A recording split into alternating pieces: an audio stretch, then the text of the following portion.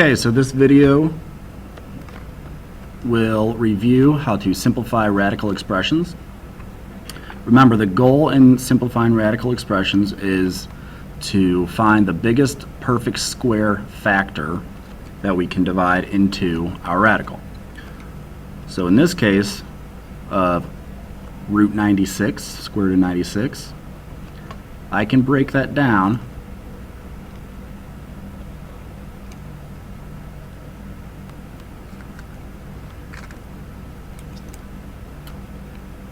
into the square root of 16 times the square root of 6. 16 is a perfect square, so the square root of 16 is 4. Root 6 is simplified as far as it can go, so therefore our final answer is 4 root 6. Our next problem, we have the square root of 216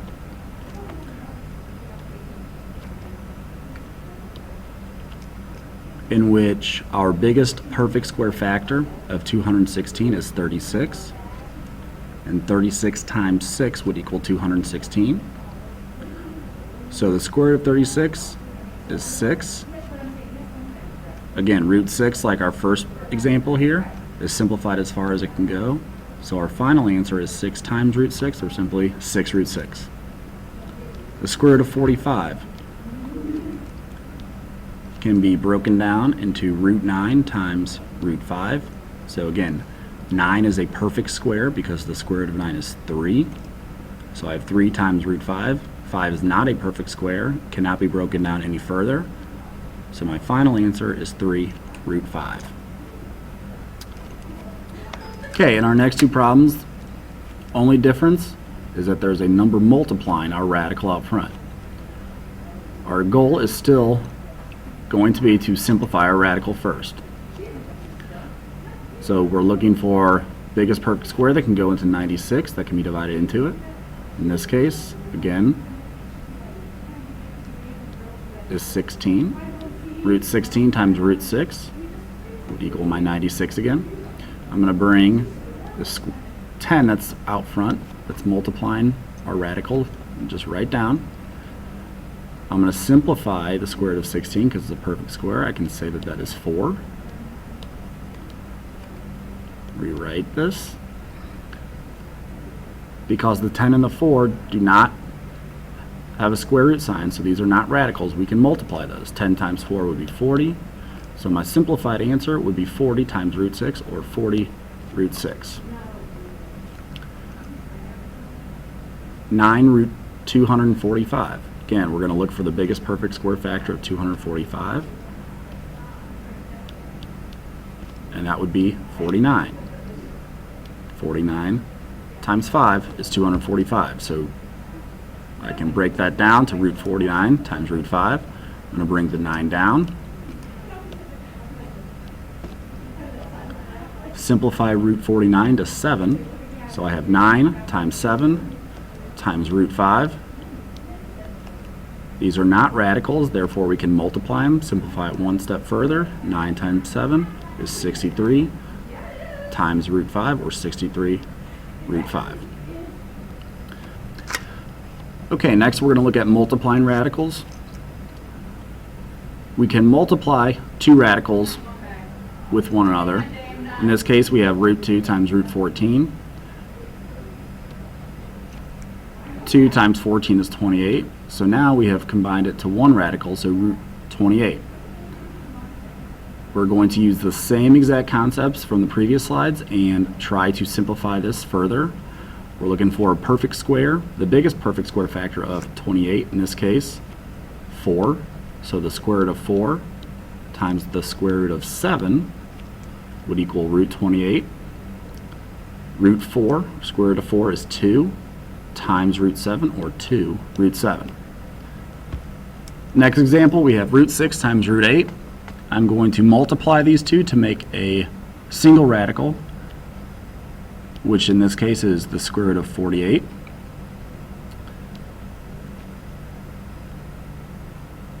Next, we're going to try to find the biggest perfect square factor of 48, which would be 16. Root 16 times root 3 is the square root of 48. 16, we're going to simplify that to 4. 4 times root 3, or 4 root 3.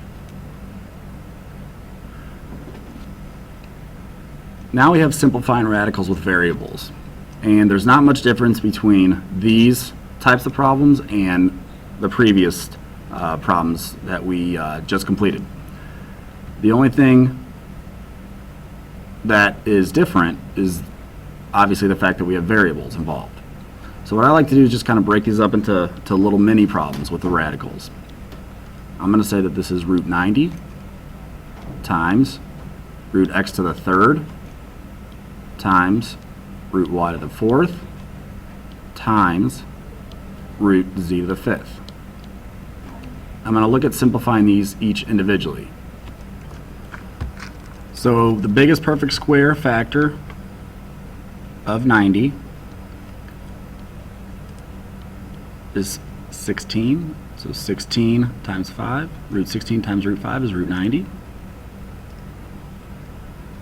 Root x to the third, biggest perfect square factor of x to the third is x squared. Root y to the fourth is actually a perfect square. I can take the square root of root y to the fourth, which is y squared. Root z to the fifth, the biggest perfect square factor of z to the fifth is z to the fourth. So z to the fourth times z is z to the fifth.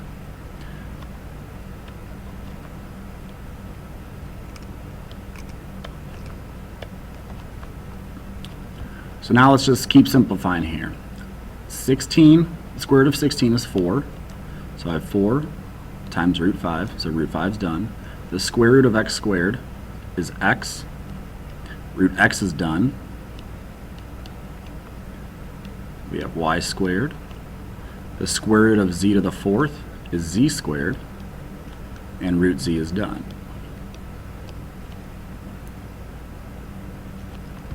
So now everything that does not have a radical, that is not a radical, all those numbers, we have 4x, y squared, z squared.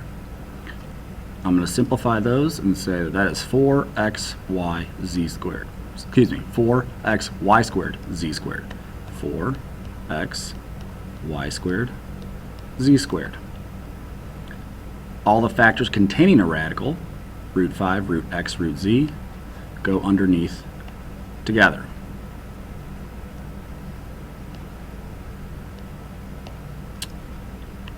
And we have now simplified our problem. And one more.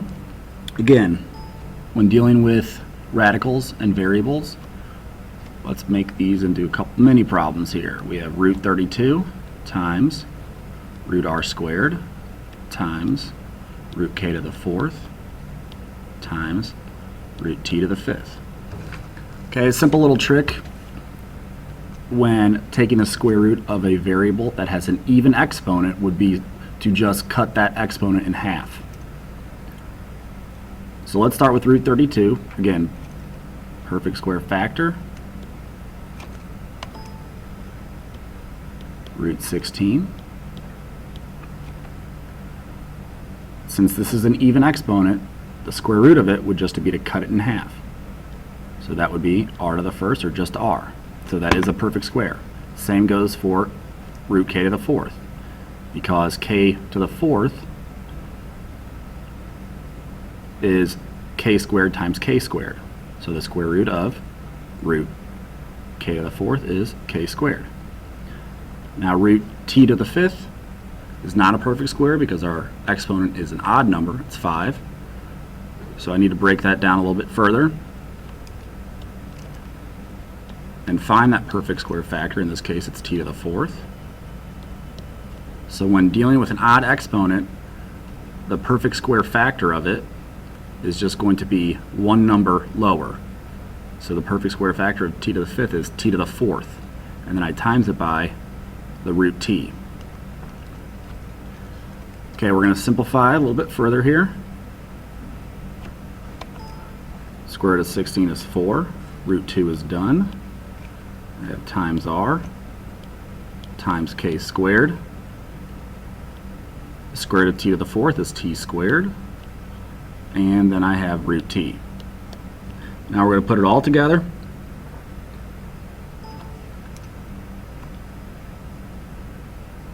The numbers that are not radicals, 4, r, k squared, t squared, I'm going to set outside. 4, r, k squared, t squared, right? 4, r, k squared, t squared. And then the radicals all go underneath the root, 2t. And we are now done.